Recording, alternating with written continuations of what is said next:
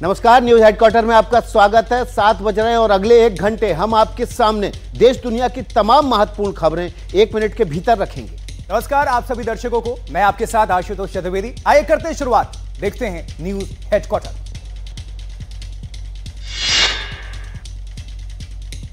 देखिए आज के बुलेटिन की शुरुआत सबसे डरावनी तस्वीर के साथ कर रहे हैं। अमेरिका के टेक्सास में भयंकर तूफान आया जिससे भारी नुकसान की खबर है। इस टॉर्नेडो में टेक्सास के बड़े हिस्से को अपनी जद में ले लिया, जिससे लोगों की मुश्किलें बढ़ गई।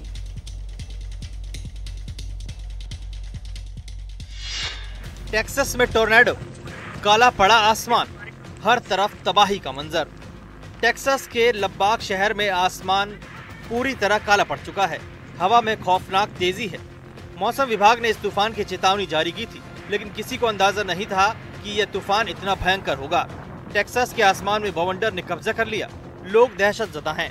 खतरनाक टॉर्नेडो के साथ यहाँ ओले भी गिर रहे हैं। टेक्सास के डलास, फोर्ट वर्थ, लब्बाक से लेकर सैन एंटोनियो तक तबाही ही तबाही नजर आ रही है। तेज हवाओं ने कई घरों को अपनी जद में ले लिया है। टेक्सास के बड़े हिस्से में बिजली गुल है। हालांकि सड़कों पर रुक रुक कर गाड़ियां चलती नजर आ रही हैं। लोग तूफान के बगल से निकल रहे हैं। मार्च से लेकर जून के महीने में टेक्सास और आसपास के इलाकों में जोरदार तूफान आता है। पूरे साल सिर्फ टेक्सास में ही 150 टॉर्नेडो दर्ज किए जाते हैं। आसमान से गिरने वाले ओले के टुकड़ों से घर और गाड़ियों को भारी नुकसान हुआ है। इसका असर आसपास की खेती में भी देखा जा रहा है, जहां फसलें बर्बाद हो गई। कर्नाटक के मैसूर में एक बस में भीषण आग लग गई, जिससे सड़क पर अफरा तफरी मच गई। देखिए आग लगने के वक्त बस में यात्री मौजूद थे, लेकिन ड्राइवर की होशियारी की वजह से, अलर्टनेस की वजह से सभी लोगों को सुरक्षित बाहर निकाल दिया गया।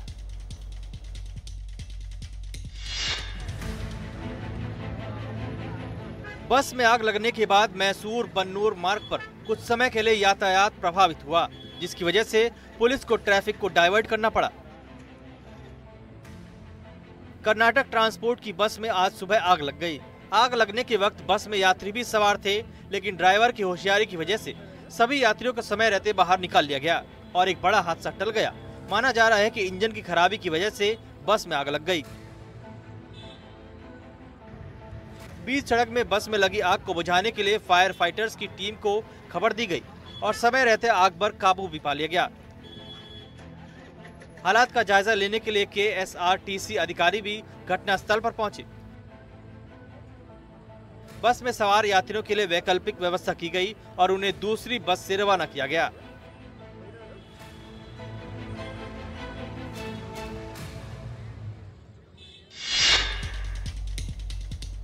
और ये खबर पंजाब से, जहां पंजाब के मोगा में एक पिकअप पलट गई और सड़क पर टमाटर बिखर गए। इस हादसे में ड्राइवर को गंभीर चोट लगी है, जिसे स्थानीय लोगों ने अस्पताल पहुंचाया।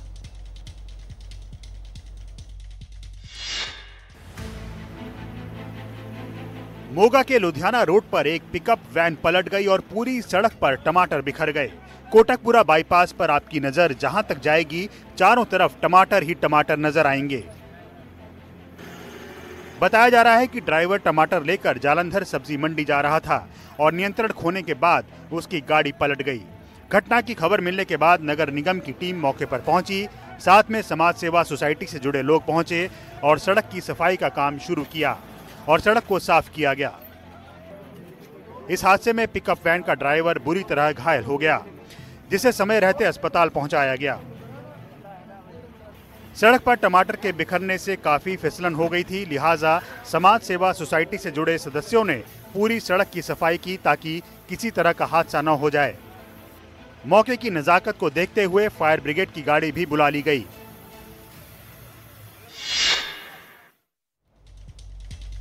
अब एक दिल दहलाने वाला वीडियो राजधानी दिल्ली से है, जब एक बच्चा खुले मेन हॉल में गिर गया। देखिए ये खबर दिल्ली के नजफगढ़ इलाके से है, जहां बच्चे के गिरने का पूरा वीडियो मौके पर लगे CCTV में कैद हो गया। 60 सेकंड्स के भीतर रिपोर्ट।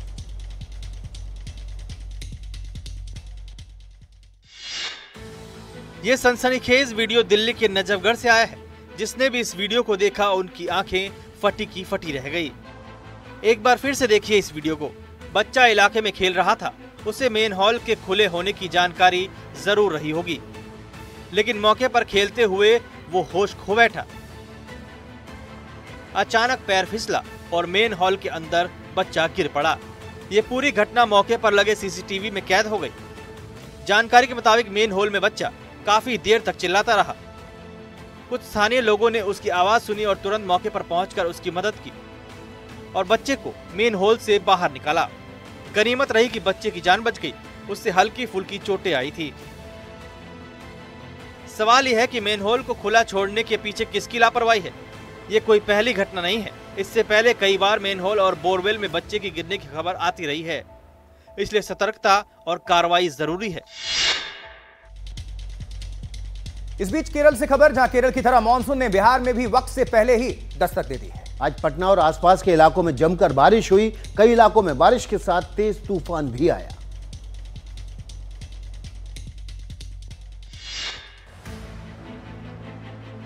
पटना में पिछले कई दिनों से लोग सूरज के सितम से परेशान थे। पारा बढ़ रहा था और लोग बेहाल हो रहे थे, लेकिन कुदरत ने जमीन पर राहत बरसा दी है। पटना के लोगों को उमस से भी राहत मिली है। यहाँ कई घंटों तक झमाझम बारिश हुई। भारत के बाकी हिस्सों की तरह बिहार में भी मानसून ने समय से पहले दस्तक दे दी है। मौसम विभाग के मुताबिक बिहार में मानसून 10 से 15 जून के बीच पहुंचने की संभावना थी, लेकिन पटना और आसपास के इलाकों में आज जमकर बारिश हो गई। हालांकि बारिश के साथ यहां तेज हवाएं भी चली। पटना सहित कई जिलों में बारिश के साथ 30 से 60 किलोमीटर प्रति घंटे की रफ्तार से हवाएं चली। मौसम विभाग ने कई जिलों के लिए येलो और ऑरेंज अलर्ट जारी किया है। बिहार के पूर्णिया, कटिहार और अररिया में भारी बारिश के आसार हैं। इस साल बिहार में सामान्य से 11% अधिक बारिश होने की संभावना है।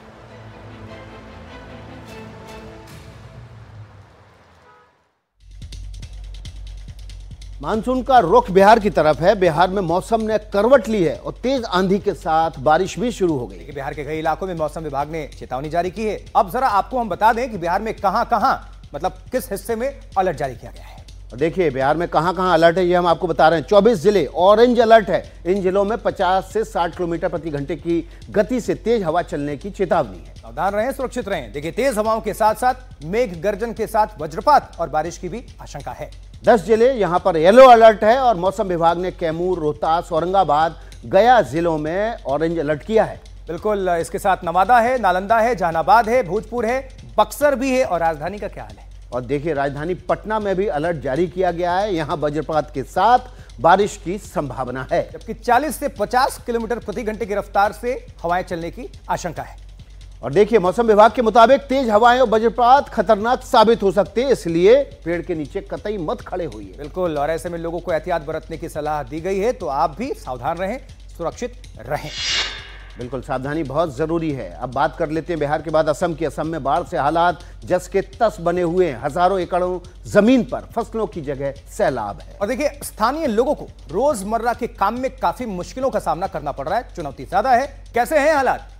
60 सेकंड की रिपोर्ट।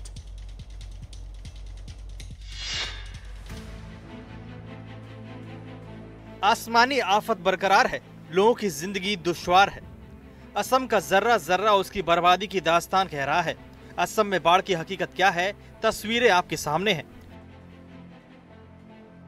जमीन का बड़ा हिस्सा सैलाब के आगोश में है। ये वीडियो असम के सोनितपुर जिले का है। गांव के गांव डूबे पड़े हैं। लोगों की जिंदगी पर मुश्किलों की ऐसी आफत है, उन्हें समझ नहीं आ रहा इससे कब तक उबरेंगे। आपके पीछे देख रहा है, ये ब्रह्मपुत्र का बाढ़ आया हुआ है। ये हर साल पे यहाँ पे आता है। जैसे कि अभी कोई पशु पालक है तो पशु पालक को भी प्रॉब्लम होता है। अभी गाय को कहीं पे बांधने का जगह नहीं है, रोड रोड में बांध के काम चला रहे हैं। हर तरफ सैलाब का कब्जा है। जमीन पर इतना पानी है कि गाड़ियों की जगह नाव ने ले ली है। बिगड़े हालात में स्कूल तो खुले हैं, लेकिन बच्चे नाव से स्कूल जाने को मजबूर हैं।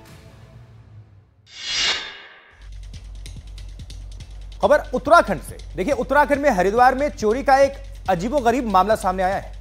मामला क्या है? यहां एक घर से चोर ने गैस सिलेंडर चुरा लिया। देखिए पूरी खबर इस रिपोर्ट में।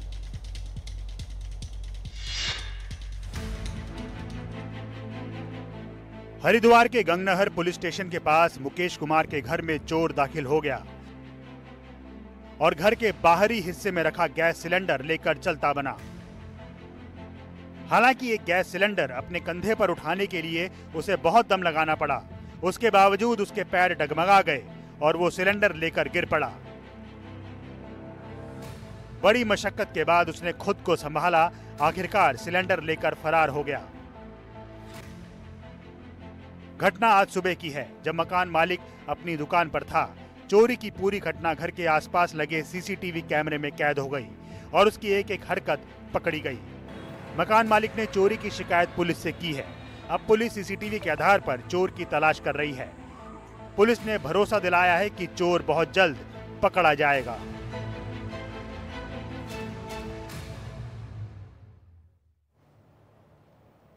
इलाहाबाद हाईकोर्ट ने समाजवादी पार्टी सांसद जियाउर रहमान बर्क पर बकाया 1.91 करोड़ के बिजली बिल पर रोक लगा दी है। देखिए बड़ी खबर है, ब्रेकिंग न्यूज है। हाईकोर्ट ने बर्क को आदेश दिया है कि 2 सप्ताह के भीतर 6 लाख रुपए बिजली विभाग के यहाँ जमा करा दीजिए। साथ ही बिजली विभाग को आदेश दिया है कि 6 लाख रुपए जमा होने के बाद उनके बिजली कनेक्शन को बहाल कर दिया जाए। सांसद जियाउर रहमान बर्क पर बिजली विभाग ने 1 करोड़ 91 लाख का जुर्माना ठोका था।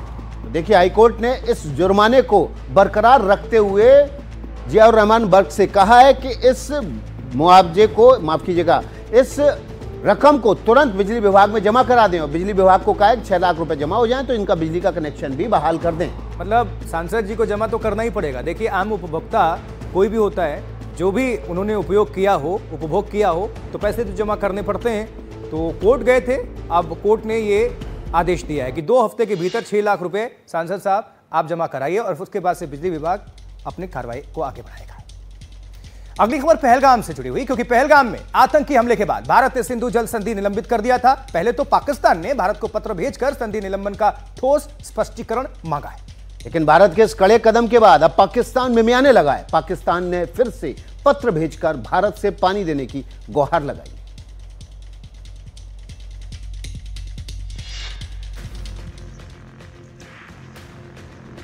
सिंधु समझौता रद्द करने से पाकिस्तान भिलबिला रहा है, उसका हलक सूख रहा है। पाकिस्तान में पानी के लिए त्राहिमाम मचा है, क्योंकि इसी पानी के सहारे पाकिस्तान की 90% खेती टिकी है। अब मियां शहबाज भारत से मिन्नतें मांग रहे हैं कि पाकिस्तान की जल संकट को खत्म किया जाए। पाकिस्तान ने भारत से एक बार फिर गुहार लगाई है। पाकिस्तान ने चिट्ठी सिंधु जल संकट को लेकर लिखी है। पाकिस्तान अब तक भारत को 4 पत्र लिख चुका है। पानी के लिए अंतर्राष्ट्रीय मंचों से गुहार लगा चुका है। विश्व बैंक और संयुक्त राष्ट्र से भी दखल देने की गुहार लगा चुका है। 22 अप्रैल पहलगाम में हुए आतंकी हमले के बाद भारत ने 23 अप्रैल को सिंधु जल संधि को निलंबित कर दिया था और शर्त रखी थी कि पाकिस्तान जब तक सीमा पार से जारी आतंकवाद के खिलाफ ठोस कदम नहीं उठाता, ये संधि फिर से लागू नहीं होगी। समझौते के मुताबिक सिंधु नदी का लगभग 80% जल पाकिस्तान को मिलता है। अभी भी छिपे हुए। अगली खबर, पहलगाम हमले को लेकर आरएसएस चीफ मोहन भागवत ने सेना के शौर्य की तारीफ की है।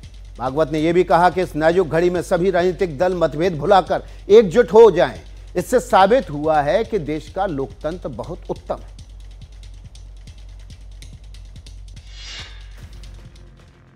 आरएसएस प्रमुख मोहन भागवत ने कहा कि सेना खुद को मजबूत करने के लिए समय समय पर रिसर्च और तकनीक को लेकर मेहनत करती रहती है। ऑपरेशन सिंदूर के जरिए सेना ने अपनी इसी तैयारी को जमीन पर उतारा और साबित कर दिया कि वो सबसे बेहतर है। ऑपरेशन सिंदूर से सेना पहले से ज्यादा चमक गई। इस सारे प्रसंग में अपने सेना की क्षमता और वीरता फिर से एक बार चमक उठी। रक्षा के विषय को लेकर जो तरह तरह के अनुसंधान हमारे होते हैं,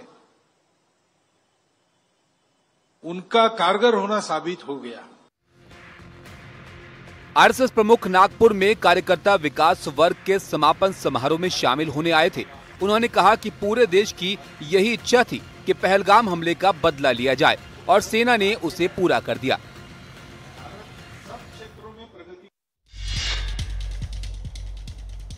दिल्ली के सीएम रेखा गुप्ता को जान से मारने की धमकी दी गई है। देखिए फिलहाल गाजियाबाद और दिल्ली पुलिस आरोपी की पहचान करने में जुटी हुई है।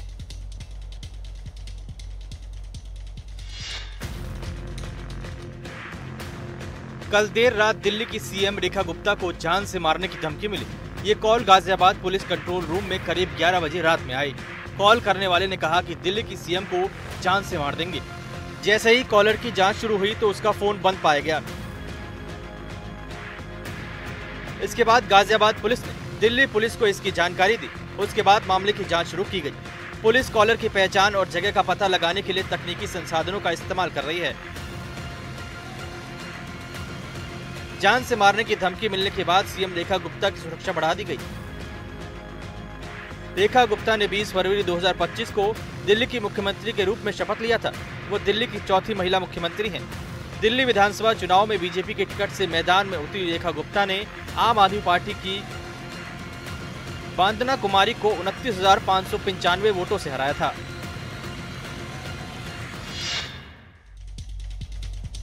देखिए 22 साल तक पहाड़ का सीना चीरने वाले गया के माउंटेन मैन दशरथ मांझी के परिवार से मिलने आज कांग्रेस नेता राहुल गांधी उनके घर पहुंचे। राहुल के स्वागत के लिए मांझी के परिवार ने खास तैयारी की थी। मांझी की पोती ने कहा था कि अगर कांग्रेस उन्हें टिकट देगी तो वो चुनाव लड़ने के लिए तैयार है।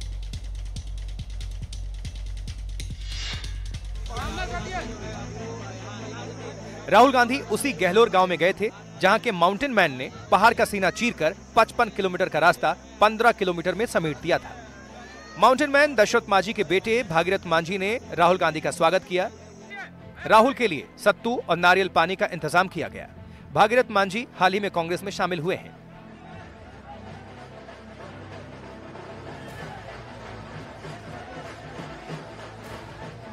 राहुल के इस दौरे को बिहार में दलित पिछड़ों के बीच जमीन तलाशने से जुड़ी कवायद बताई जा रही है। बिहार विधानसभा चुनाव में इस बार जाति जनगणना का मुद्दा भी छाया रहेगा, लिहाजा राजगीर में राहुल ने इसका भी जिक्र कर दिया और प्रधानमंत्री मोदी पर हमला बोला। मैंने लोकसभा में मोदी जी के सामने आंख में आंख मिलाकर कहा कि मोदी जी जाति जनगणना होगा। अमेरिकी राष्ट्रपति डोनाल्ड ट्रंप और एलन मस्क के बीच दूरियां बढ़ती जा रही हैं। जुबानी जंग इतनी तेज हो गई है कि बताएंगे आगे। देखिए अब एलन मस्क ने डोनाल्ड ट्रंप को चुनाव जिताने का दावा कर दिया है। पूरी खबर 60 सेकंड के भीतर। डोनाल्ड ट्रंप और एलन मस्क के बीच की कड़वाहट अब बढ़ने लगी है। दोनों के बीच जुबानी जंग का आलम यह है कि एलन मस्क ने ट्रंप को चुनाव जिताने का दावा करने के बाद अब सोशल मीडिया पर एक सनसनीखेज खुलासा कर दिया। मस्क ने लिखा, अब समय असली बम गिराने का आ गया है। डोनाल्ड ट्रंप का नाम एप्स्टीन फाइलों में दर्ज है, इसलिए ये फाइलें कभी सार्वजनिक नहीं की गई। आपका दिन अच्छा हो डोनाल्ड ट्रंप। इधर एलन मस्क ने एक्स पर ट्रंप को लेकर सनसनीखेज खुलासा किया। उधर ट्रंप ने भी पलटवार किया। ट्रंप ने कहा, मुझे इससे कोई फर्क नहीं पड़ता कि मस्क अब मेरे खिलाफ हो गए हैं, लेकिन उन्हें ये पहले ही कर लेना चाहिए था। ये कांग्रेस के सामने पेश किया गया अब तक का सबसे महत्वपूर्ण बिल है। इसमें 1.6 ट्रिलियन डॉलर के खर्च में कटौती की गई है। इसमें इतिहास की सबसे बड़ी टैक्स कटौती की गई है। अगर ये बिल पास नहीं हुआ तो 67% टैक्स बढ़ सकता है। मैंने ये गड़बड़ी नहीं की है, मैं बस इसे सुधारना चाहता हूँ। मस्क और ट्रंप के बीच दूरियां बढ़ती जा रही हैं।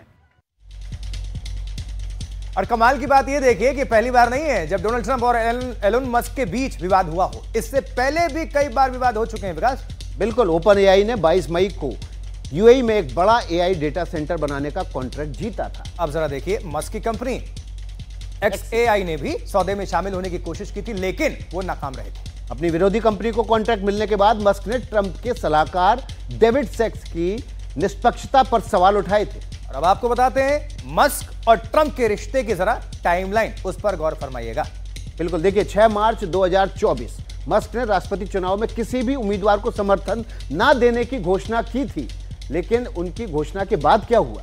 13 जुलाई 2024 ट्रंप को गोली लगी। आपको याद होगा, मस्क ने ट्रंप के समर्थन का ऐलान किया और 2000 करोड़ से ज्यादा का दान दिया था। बिल्कुल। और 12 अगस्त 2024 को मस्क ने सरकारी खर्च में कटौती के लिए एक आयोग बनाने की इच्छा जताई थी। अब ट्रंप ने मस्क को जिम्मेदारी लेने को कहा, तो 12 नवंबर 2024 चुनाव जीतने के बाद ट्रंप ने मस्क के डॉज का नेतृत्व करने का ऐलान किया था, जिसका मकसद सरकारी खर्च को कम करना था। लेकिन 1 मई 2025 को क्या हुआ? मस्क ने कहा कि वे अपनी सरकारी भूमिका से हटकर टेस्ला और अपनी दूसरी कंपनियों पर ज्यादा ध्यान देंगे। फिर 27 मई 2025 मस्क ने ट्रंप के one big beautiful bill act की आलोचना कर दी। मतलब मस्क ने इसे घाटा वाला बिल करार दिया था।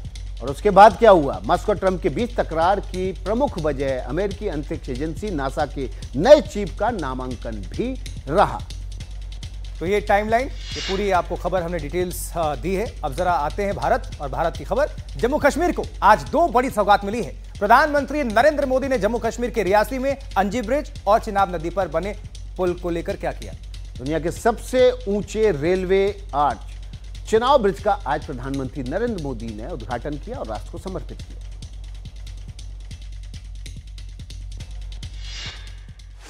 ये वो लम्हा था जिसका इंतजार घाटी के लोगों को दशकों से था। प्रधानमंत्री नरेंद्र मोदी ने जम्मू कश्मीर को चिनाब और अंजी ब्रिज की सौगात दी। प्रधानमंत्री नरेंद्र मोदी ने भारत के पहले केबल स्टेट रेल पुल अंजी ब्रिज का उद्घाटन किया। इस ऐतिहासिक पल के गवाह जम्मू कश्मीर के मुख्यमंत्री ओमर अब्दुल्ला और रेल मंत्री अश्विनी वैष्णव बने।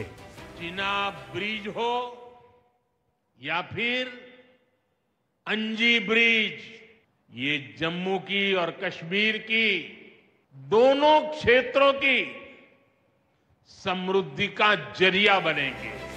दोनों ऐतिहासिक पुल उधमपुर श्रीनगर बारामूला रेल लिंक परियोजना का अहम हिस्सा हैं। ये दोनों पुल कश्मीर घाटी को कश्मीर को भारत से जोड़ेगा, यात्रा का समय घटाकर लगभग 3 घंटे कर देगा और क्षेत्र में व्यापार और पर्यटन को बढ़ावा देगा। पीएम मोदी ने कटरा रेलवे स्टेशन से कटरा और श्रीनगर को जोड़ने वाली वंदे भारत एक्सप्रेस को हरी झंडी दिखाकर रवाना किया।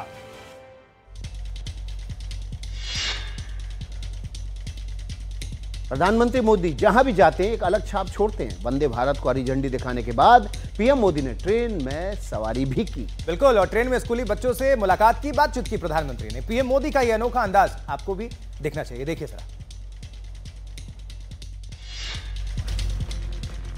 ये देश के प्रधान सेवक का अंदाज है। ये देश के प्रधानमंत्री का जनमानस से जुड़ने का अनोखा तरीका है। प्रधानमंत्री नरेंद्र मोदी अपनी इसी छवि से अलग छाप छोड़ते हैं। जम्मू कश्मीर को पीएम ने कटरा से वंदे भारत एक्सप्रेस की सौगात दी।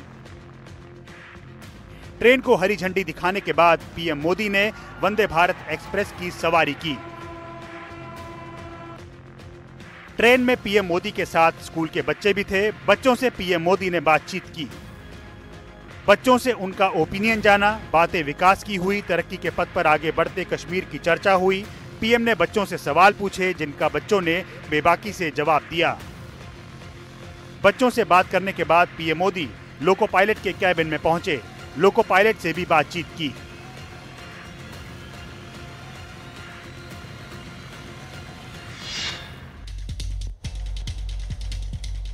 वंदे भारत एक्सप्रेस ट्रेन में प्रधानमंत्री नरेंद्र मोदी ने स्कूली बच्चों से क्या क्या बातें की, उनसे क्या पूछा, किस विषय के बारे में पूछा, विकास? अब उन्हीं की जुबानी आपको पूरी कहानी सुनाते, जरूर सुनिए।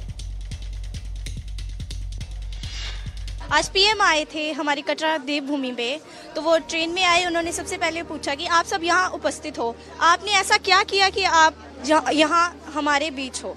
तो हमने मैंने जवाब दिया कि मैंने पेंटिंग में हिस्सा लिया था, तो उसमें मेरा सिलेक्शन हुआ था। आज मैं इस ट्रेन में बैठी हूँ। मुझे बहुत अच्छा लगा पीएम मोदी से मिलकर, और पहली बार आमने सामने बात हुई।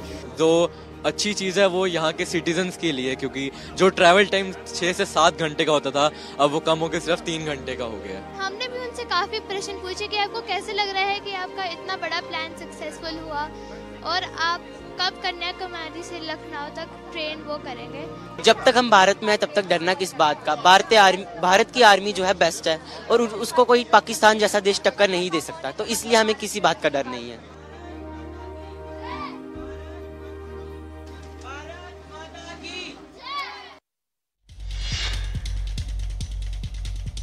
चिनाब ब्रिज हो या फिर अंजी पुल, ये दोनों जम्मू कश्मीर के विकास का जरिया बनेंगे। पीएम मोदी ने कटरा से यही संदेश दिया है। बिल्कुल, प्रधानमंत्री नरेंद्र मोदी ने कहा, सीएम उमर अब्दुल्ला 7वीं 8वीं कक्षा से कश्मीर को रेलवे से जोड़ने वाले प्रोजेक्ट का इंतजार कर रहे थे। साथ ही पीएम ने कटरा से पाकिस्तान को भी कड़ा और बड़ा संदेश भिजवा दिया।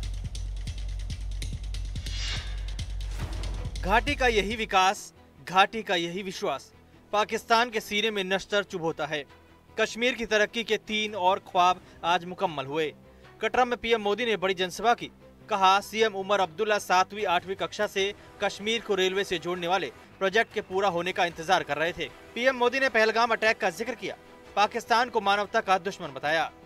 पाकिस्तान ने पहलगाम में इंसानियत और कश्मीरियत दोनों पर वार किया।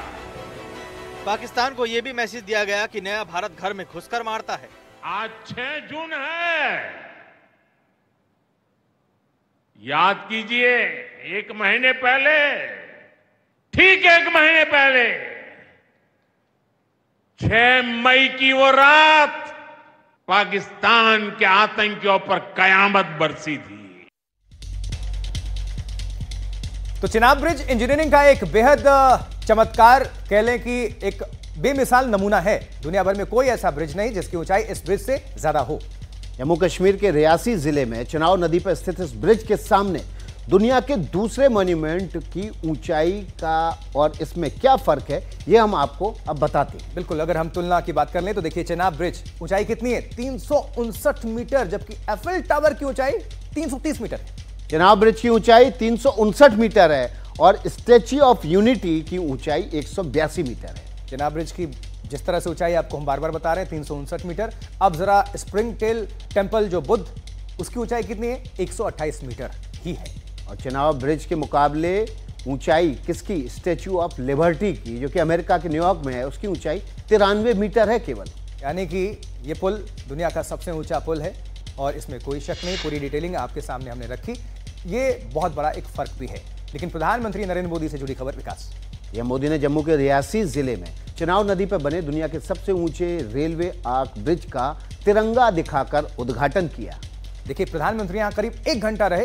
पीएम मोदी ने चिनाब ब्रिज पर तिरंगा लहराया, पाकिस्तान को बेहद कड़ा और बड़ा संदेश भी दे दिया।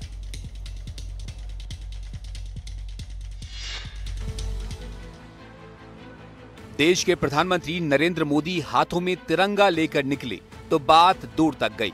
आतंक परस्त पाकिस्तान देख ले, समझ ले, ये बुलंद भारत की तस्वीर है। ये विकास नजीर है। भारत तरक्की के पुल बना रहा है और पाकिस्तान आतंक के गुंबद खड़े कर रहा है। पहलगाम में अटैक कराया, आतंकी भेजकर जम्मू कश्मीर की फिजाओं में जहर घोलने की कोशिश की। उसे लगा कि इससे जम्मू कश्मीर के विकास के पहिए थम जाएंगे, लेकिन पाकिस्तान को पता नहीं ये न्यू इंडिया है जो घर में घुसकर मारता है और विकास की रफ्तार को तेज कर देता है। पहलगाम आतंकी हमले के बाद पीएम मोदी का ये पहला जम्मू कश्मीर का दौरा है। मोदी ने चिनाब ब्रिज पर तिरंगा फहराया, पाकिस्तान को बड़ा संदेश दिया। ये संदेश है कि पाकिस्तान चाहे जितनी नीच हरकत करे, भारत का सितारा बुलंद रहेगा, भारत का तिरंगा आसमान में फहराता रहेगा। जम्मू कश्मीर का चिनाब ब्रिज यानी हिंदुस्तान की शान है। चिनाब रेल ब्रिज से फायदे ही फायदे हैं। क्या फायदे हैं? सबसे बड़ी बात, कटरा से श्रीनगर का सफर सीधे आधा हो जाएगा, यानी कि आधे टाइम में पहुंचेंगे। इस रिपोर्ट के जरिए देखिए। विश्व का सबसे ऊंचा ब्रिज, भारत की मान, भारत की शान। वो ब्रिज जिसकी जितनी तारीफ की जाए कम है। वो ब्रिज जो यात्रियों का सफर आसान कर देगा। अब रेल यात्रियों के लिए ये ब्रिज कैसे फायदेमंद साबित होगा, वो समझिए। इस ब्रिज से कटरा से श्रीनगर का सफर आसान हो जाएगा। सड़क मार्ग से सफर 6 से 7 घंटे का है, लेकिन वंदे भारत ट्रेन के जरिए 3 से 3.5 घंटे में ये पूरा हो जाएगा। इस ब्रिज से यात्रियों का समय बचेगा। जम्मू से श्रीनगर तक की 272 किलोमीटर की रेल यात्रा में सुरंगों और पुलों के जरिए ये तेजी से तय हो पाएगा। ये ब्रिज कश्मीर घाटी को देश के बाकी हिस्सों से जोड़ेगा, जिससे जम्मू कश्मीर के बीच सीधी रेल सेवा बन गई है। ये ब्रिज कश्मीर में पर्यटन को भी बढ़ावा देगा, क्योंकि खीर भवानी मंदिर, मार्तंडे सूर्य मंदिर और अमरनाथ यात्रा जैसे स्थानों तक पहुंच आसान होगी। जिस वक्त चिनाब ब्रिज का प्रधानमंत्री मोदी उद्घाटन कर रहे थे, एनडीटीवी की टीम भी मौके पर लगातार थी। इस ब्रिज के उद्घाटन से वहां के युवाओं का भी जोश हाई है। आपको दिखाते हैं जम्मू कश्मीर से मनोज्ञा लोईवाल की ग्राउंड रिपोर्ट।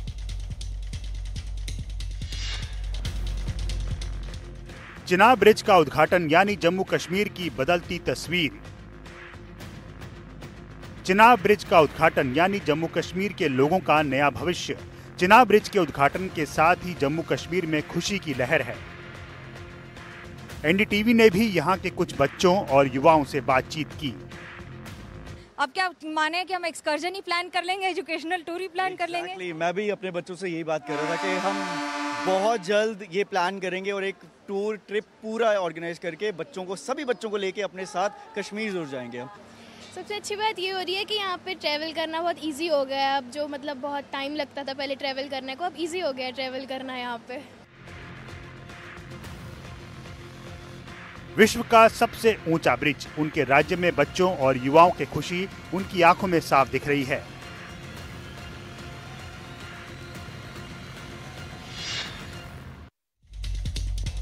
बेंगलुरु के चिन्नास्वामी स्टेडियम में मची भगदड़ के मामले में पहले पुलिस पर एक्शन हुआ।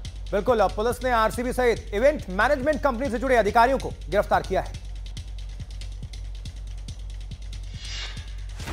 पुलिस ने आरसीबी के मार्केटिंग हेड निखिल सोसले को गिरफ्तार किया है। इसके साथ ही event management company DNA networks के 3 लोगों को गिरफ्तार किया गया है। इसमें वाइस प्रेसिडेंट सुमंत के साथ सुनील मैथ्यू और किरण शामिल हैं। अभी भी केएससीए के 2 आरोपी फरार हैं, जिनकी तलाश जारी है। इससे पहले कल पुलिस महकमे पर भी गाज गिरी थी। पुलिस कमिश्नर बी दयानंद समेत 8 आला अधिकारियों को सस्पेंड किया गया। बेंगलुरु के नवनियुक्त कमिश्नर सीमांत कुमार सिंह ने क्या कहा, आप भी सुनिए। जो भी एफआईआर हुआ है उसके हिसाब से कार्रवाई हो रही है। डिटेल्स अभी मैं नहीं दे सकता हूँ क्योंकि टीम्स हमारे सब जगह हैं। तो जो भी एफआईआर हुआ है उस एफआईआर के हिसाब से काम चल रहा है। डीएनए से जुड़े 3 अधिकारियों को गिरफ्तार किया गया है। वो सभी चिन्नास्वामी स्टेडियम में समारोह की देखरेख में शामिल थे।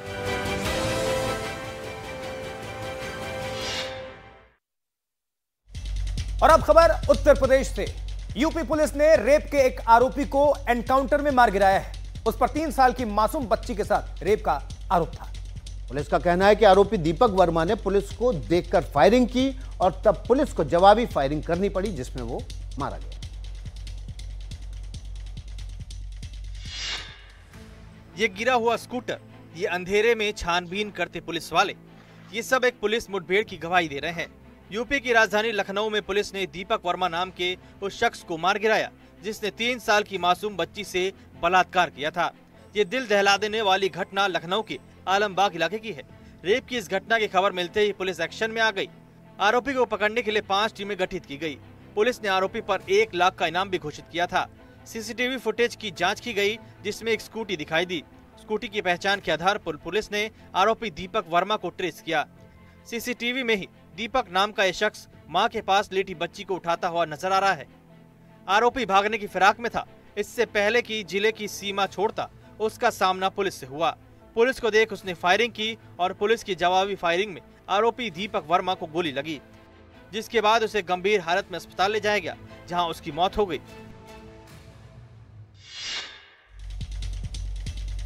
छत्तीसगढ़ में नक्सलियों को जड़ से खत्म करने की मजबूत कवायद चल रही है, जिसके खिलाफ नक्सली भी बड़ी साजिशें रच रहे हैं। लेकिन सुरक्षा बलों की मुस्तैदी इन साजिशों पर पानी फेर रही है। सुकमा में 10 किलो की आईईडी बरामद की गई, जिसे वक्त रहते डिफ्यूज कर दिया गया।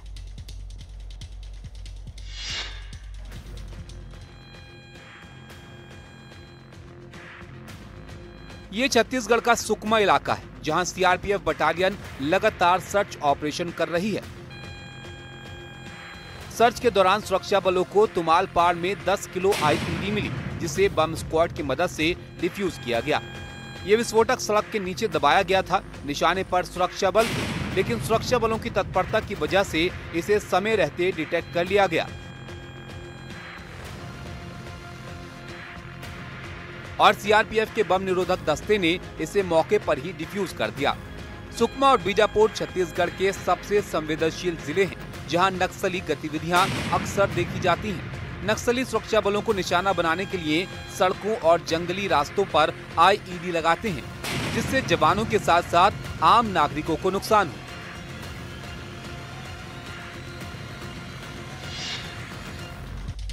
तो नक्सलवाद का खात्मा हो रहा है। बहुत सारे मारे गए हैं, बहुत सारे सरेंडर कर चुके हैं और इससे बौखलाए छत्तीसगढ़ के बीजापुर में नक्सलियों ने कोहराम मचाया है। यहाँ यात्रियों को बंधक बनाया गया और एक ट्रक को नक्सलियों ने उसके बाद आग के हवाले कर दिया।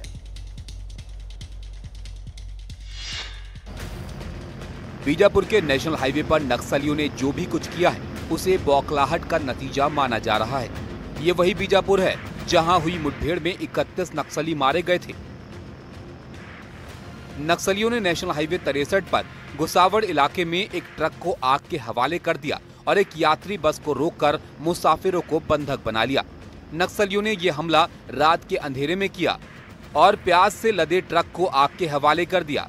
उसके बाद नक्सलियों ने यात्री बस को बंधक बनाया। चश्मदीदों ने बताया कि घटनास्थल पर भारी संख्या में नक्सली मौजूद थे। हालांकि कुछ देर बाद नक्सलियों ने यात्रियों को छोड़ दिया और मौके से फरार हो गए। घटना की खबर मिलने के बाद मौके पर पहुंची पुलिस ने ट्रक में लगी आग पर काबू पाया और इलाके में सर्च ऑपरेशन शुरू किया गया। सरकार ने नक्सलवाद को 2026 तक पूरी तरह खत्म करने का दावा किया है। उसके बाद से इनके खिलाफ बड़े पैमाने पर ऑपरेशन चलाए जा रहे हैं।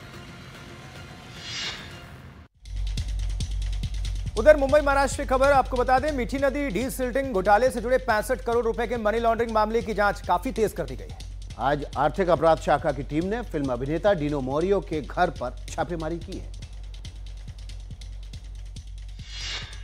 मुंबई पुलिस की आर्थिक अपराध शाखा ने इस मामले में 13 लोगों के खिलाफ केस दर्ज किया था, जिसमें बीएमसी अधिकारी और ठेकेदार शामिल हैं। इस मामले में डीनो मोरिया इसलिए निशाने पर हैं क्योंकि घोटाले के मुख्य आरोपी केतन कदम से कई बार उन्होंने फोन पर बातचीत की थी। डीनो मोरिया के बांद्रा स्थित घर पर आज ईडी की टीम करीब 6 घंटे तक मौजूद रही। इस मामले में ईडी ने मुंबई और कोची में 15 ठिकानों पर रेड की है, जिसमें डीनो मोरिया के भाई सेंटिनो मोरिया का घर भी शामिल है। ईडी ने बीएमसी के सहायक अभियंता प्रशांत रामुगड़े और कई ठेकेदारों सहित बिचौलियों की संपत्तियों की भी जांच की है। ईडी डीनो मोरिया के वित्तीय लेनदेन और आरोपी के साथ उनके संबंधों की जांच कर रही है। मीठी नदी मुंबई की बाढ़ प्रबंधन प्रणाली का महत्वपूर्ण हिस्सा है। 2007 से 2021 के बीच इसकी डिसॉल्टिंग में अनियमितताएं पाई गई थी। सीएजी की ऑडिट में इन गड़बड़ियों का खुलासा होने के बाद आर्थिक अपराध शाखा और ईडी ने जांच शुरू की थी। रूस और यूक्रेन के बीच युद्धविराम की जितनी भी बात हो रही है, युद्ध उतना ही तीखा होता जा रहा है। बिल्कुल, दोनों देश एक दूसरे पर बड़े हमले कर रहे हैं। बीती रात रूस ने भी यूक्रेन के सैन्य ठिकानों पर भारी हमला किया है।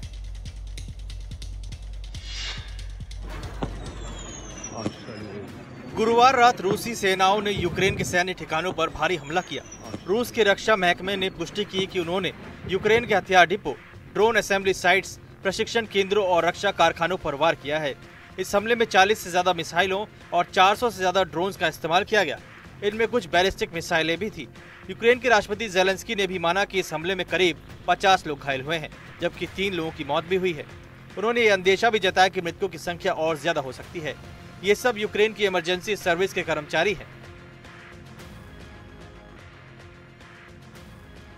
इससे पहले यूक्रेन ने रूस के भीतरी इलाकों में ड्रोन से हमला किया था। ज़ेलेंस्की ने एक्स पर पोस्ट कर कहा कि रूस ने कई शहरों में हमले किए और कुछ मिसाइलों और ड्रोन्स को हवा में ही मार गिराया गया। माना जा रहा है कि यूक्रेन ने बीते दिनों क्रीमिया का जो पुल ध्वस्त कर दिया, उसका बदला लेने के लिए रूस ने ये कार्रवाई की है।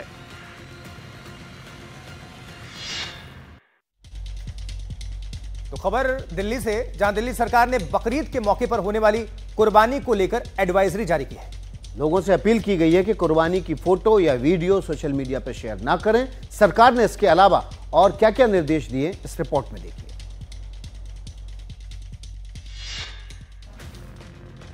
दिल्ली में किसी भी तरह के प्रतिबंधित जानवरों की कुर्बानी नहीं होगी, जिसमें ऊंट भी शामिल हैं। सरकार ने साफ कर दिया है कि अगर किसी ने इन निर्देशों की अवहेलना की तो उनके खिलाफ सख्त कार्रवाई की जाएगी।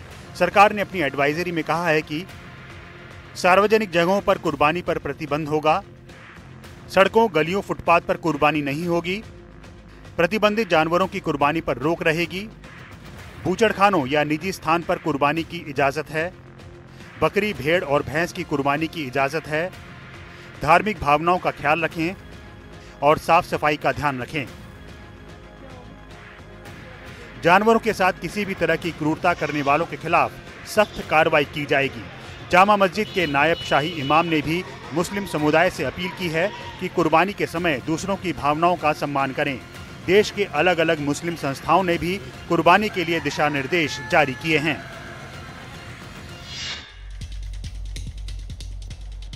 बिहार के पटना में एसटीएफ ने एक घर में छापा मारकर भारी संख्या में हथियार बरामद किए। आरोपी के घर से एसटीएफ को AK-56 राइफल भी बरामद पुलिस ने किया है। पुलिस ने इस सिलसिले में 5 आरोपियों को गिरफ्त में लिया है। हथियारों के साथ एसटीएफ ने जिन 5 लोगों को गिरफ्तार किया है उसमें बिहार पुलिस का एक निलंबित ASI सरोज सिंह उर्फ निमकी सिंह भी शामिल है। इन सभी लोगों को बिहार के समस्तीपुर से गिरफ्तार किया गया और उनकी निशानदेही पर पटना के सगुना मोड़ के पास छापेमारी की गई, जहां से एसटीएफ को एक AK-56 राइफल और एक इंसास राइफल और पिस्टल के साथ 500 कारतूस मिले हैं। एसटीएफ ने जिस ASI को गिरफ्तार किया है वो 1 साल पहले पुलिस सेवा से निलंबित किया गया था। उसकी गतिविधियां संदेह के घेरे में थी। बताया जा रहा है कि गुप्त सूचना के आधार पर जब एसटीएफ कार्रवाई करने पहुंची तो दोनों तरफ से फायरिंग भी हुई। ये छापेमारी सरोज सिंह के घर पर की गई, जहां से ये हथियार मिले हैं। पुलिस अब पूरे मामले की जांच कर रही है और हथियार के नेटवर्क का पता लगाने की कोशिश कर रही है। हालांकि ASI के परिजन कह रहे हैं कि उन्हें इस बात की कोई जानकारी नहीं थी कि घर में हथियार थे।